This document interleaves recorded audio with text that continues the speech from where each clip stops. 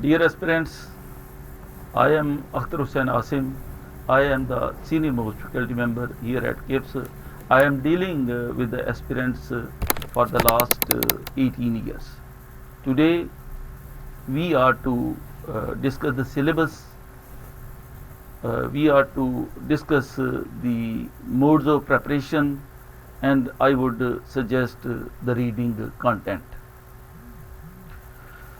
सबसे पहले सिलेबस का तारफ़ आप लोगों ने ऑलरेडी सिलेबस को देखा भी होगा, लेकिन मैं कुछ अहम चीज़ें जो है आपके साथ सिलेबस के बारे में डिस्कस करूँगा। आप अगर सिलेबस को देखें तो ये सिलेबस जो है ना, इसके 7 सेक्शन हैं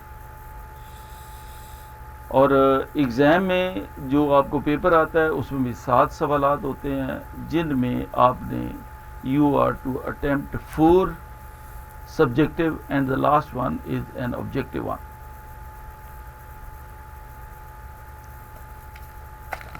It doesn't mean कि हर एक सेक्शन में एक सवाल आएगा। तो सबसे पहले आप इस्लामियात की तैयारी के लिए आप की जो मेथडोलॉजी ये होनी चाहिए कि अपने सिलेबस के कंटेंट का अच्छे तरीके से मुताला करें और we are to cover the content first. उसके बाद कुछ चीज़ें ऐसी हैं जो मैं आपके साथ लेटर ऑन डिस्कस करूंगा कि ये चीज़ें जो है ना आपने डिस्कस पढ़नी है। तो सिलेबस को अगर आप देखें तो इसका जो फर्स्ट सेक्शन है उसमें आपको that deal with the concept of Islam, और कॉन्सेप्ट ऑफ इस्लाम के अंदर 4 एरियाज़ हैं जिनको डिस्कस किया गया है। एक तो कॉन्सेप्ट ऑफ इस्लाम है, importance of Deen in human life है, and the third one is difference between Deen and religion. मज़हब और दीन के का तकाबली ज़्यादा है। और लास्ट वन जो है डिस्टिंक्टिव एस्पेक्ट्स ऑफ इस्लाम। तो ये 4 सवालात हैं जिन का ताल्लुक जो है इस्लाम के तारफ़ के हवाले से है। तो ये पहले स्टेप पे है, ये सेक्शन 1 है, और उसके बाद जो इसी के अंदर 2 एरियाज हैं, Islamic beliefs and its impact, Islamic worships and its impact. तो इस्लामिक बिलीफ में जो एरियाज हैं वो यूनिटी ऑफ गॉड है, आफ्टर लाइफ है और प्रॉफिटहुड है। और वर्शिप्स के अंदर you know it very well, नमाज है, ज़कात है, रोज़ा है और हज है। तो ये और उसके बाद ये चूँकि ये फर्स्ट सेक्शन है, और जहाँ तक सेकंड सेक्शन है, सेक्शन जो है वो study of the Sira of the holy prophet as a role model for an individual, diplomat, military strategist, educator and peace maker. तो रसूलुल्लाह सल्लल्लाहु अलैहि वसल्लम की ज़िंदगी सीरत तौयबा के 5 अहम तरीन एरियाज़ को हम डिस्कस करेंगे, जिस में ऑल आर वेरी इम्पॉर्टेंट, और इट्स जनरली बिलीव्ड कि इन 5 एरियाज़ में से एक सवाल अगर आप साहब पेपर देखें तो ऑलमोस्ट एक सवाल लाजमी आ जाता है। ये सेक्शन 2 है। उसके बाद सेक्शन 3 जो है date deals with status of women and human life, human rights. Status of women and human rights ये आपके प्रेस्क्राइब्ड सिलेबस का तीसरा सेक्शन है, और जिसमें जो है status of women and human rights, dignity of man and women, ये 2 अहम तरीन एरिया जो है इसमें डिस्कस किए जाएंगे।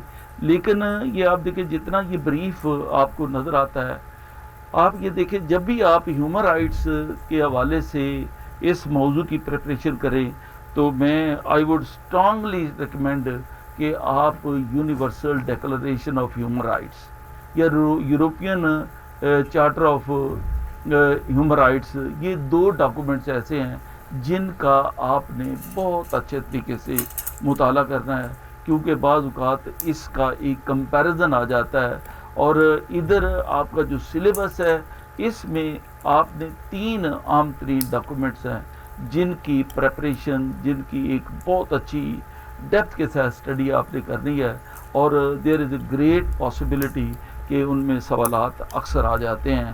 اور اس میں ایک تو آپ نے چارٹر آف مدینہ اچھے طریقے سے اس کو مطالعہ کرنا ہے، چارٹر آف مدینہ کا، اور دوسرے نمبر پر آپ نے فیئرویل سرمن جو ہے، خطبہ حجۃ الوداع جو ہے، اس کا اچھے طریقے سے مطالعہ کرنا ہے، اور تیسرا جو ہے ٹروس آف حدیبیہ، صلح حدیبیہ جو ہے. These are 3 very important documents. جب بھی آپ کمپیریزن کریں گے تو آپ دیکھیں گے کہ اسلام میں ہیومن رائٹس کا جو کانسیپٹ ہے وہ ان 3 ڈاکومنٹس کے اندر بڑا آپ کو ڈیٹیل کے ساتھ جو ہے وہ مل جائے گا. تو یہ لہذا جب بھی آپ اس سیکشن 3 کا مطالعہ کریں تو اس میں یہ ایریا جو ہے وہ آپ لازمی اس کو اپنے اسٹڈی کا حصہ بنائیں. اس کے بعد جی سیکشن ہے 4. سیکشن 4 جو ہے یہ اس کا تعلق اسلامک سویلائزیشن اینڈ کلچر ہے. اسلامک سویلائزیشن اینڈ کلچر میں جو سب سے اہم ایریا جو ہے وہ ایک تو یہ definition of civilization and culture, اور اس کے بعد we will discuss the vital elements of Islamic civilization. ظاہری طور پر اپیرنٹلی تو یہ بڑا آسان موضوع ہے، لیکن آپ یہ دیکھیں گے کہ یہ it requires a very comprehensive discussion and debate. تو اس کو انشاءاللہ آپ جب ہم ڈسکس کریں گے تو آپ یہ اس موضوع کا تفصیل کے ساتھ مطالعہ انشاءاللہ کریں گے. تو یہ سیکشن 4 ہے جس کا تعلق جو ہے وہ Islamic civilization and its vital elements کے ساتھ ہے. اور اس کے بعد سیکشن 5 جو ہے اس کے بارے میں میری اوپینین یہ ہے it is the most important section, کیونکہ یہ it deal with contemporary issues. ایک جو اس میں پہلا ٹاپک جو ہے اس کا تعلق جو ہے وہ سابقہ جو پچھلا ٹاپک ہے سیکشن 4 ہے اسی کے ساتھ اس کا تعلق بنتا ہے، وہ ہے جی impact of Islamic civilization on the west and vice versa. اسلامک تہذیب کے مغربی تہذیب پر اثرات اور مغربی تہذیب کے اسلامی تہذیب پر اثرات. یہ بھی انشاءاللہ تفصیل کے ساتھ ڈسکس کریں گے. Especially I would focus on clash of civilization. I would again spell out areas of clash, اور پھر خاص طور پر ایک امپیکٹ جو ہے ان دونوں کا ایک دوسرے پر، اس کو بھی تفصیل کے ساتھ ڈسکس کریں گے. اس کے بعد نیکسٹ ٹاپک جو ہے وہ role of Islam in the modern world ہے. Role of Islam in the modern world کہ جدید دور میں اسلام کا کردار کیا ہے، یہ بھی ایک اہم ترین ٹاپک ہے. اور اس کے بعد نیکسٹ ٹاپک ہے Islamic world and the contemporary challenges. یہ ایک بہت واسٹ ایریا ہے، اس میں اسلامک ورلڈ کو ایک تفصیل کے ساتھ انٹروڈیوس کریں گے، اور پھر اس کے بعد we will discuss the challenges which are confronted with by the Muslim اما، بائی دی اسلامک ورلڈ. اور again I would offer a highly pragmatic approach کہ how to cope with these challenges. اصل بات یہ ہے کہ ان چیلنجز کا مقابلہ کرنے کے لیے ہمارے پاس کون سا روڈ میپ ہے، کون سی اسٹریٹجی، اور کون سا ایک پلازیبل ایک ہمارے پاس اس کا ریسپی ہے یا حل ہے، وہ بھی تفصیل کے ساتھ ڈسکس کریں گے. اور اس کے بعد سیکشن 5 کا جو آخری ٹاپک ہے وہ ہے دی رائز آف ایکسٹریمزم. بڑھتی ہوئی انتہا پسندی، شدت پسندی، یہ جدید دور کا ایک بہت ہی سلگتا ہوا ایک ایشو ہے. اور اس وقت آپ دیکھیں یہ ایک ایسا ٹاپک ہے جس نے نہ صرف عالمی اسلام بلکہ مغربی دنیا کے اندر لوگوں کی بھی نیندیں جو ہے وہ حرام کی ہوئی ہیں. یہ ایک ایسا ایشو ہے کہ جس کو پراپرلی ایڈریس کرنا بڑا ضروری ہے. انشاءاللہ اس پہ دیکھیں گے کہ ایکسٹریمزم کی بیک گراؤنڈ کو ڈسکس کریں گے، ایکسٹریمزم کو ڈیفائن کریں گے، پھر ایریاز کہ انٹرفیتھ ایکسٹریمزم کیا ہوتا ہے، انٹرفیتھ ایکسٹریمزم کیا ہوتا ہے، پھر اس کا جو ہے اس کی جو we will try to trace its roots, اس کی وجوہات کیا ہیں. وجوہات کو انشاءاللہ کیونکہ جب تک وجوہات کا علم نہ ہو اس وقت تک ہم اس مسئلے کو پراپرلی ایڈریس نہیں کر سکتے.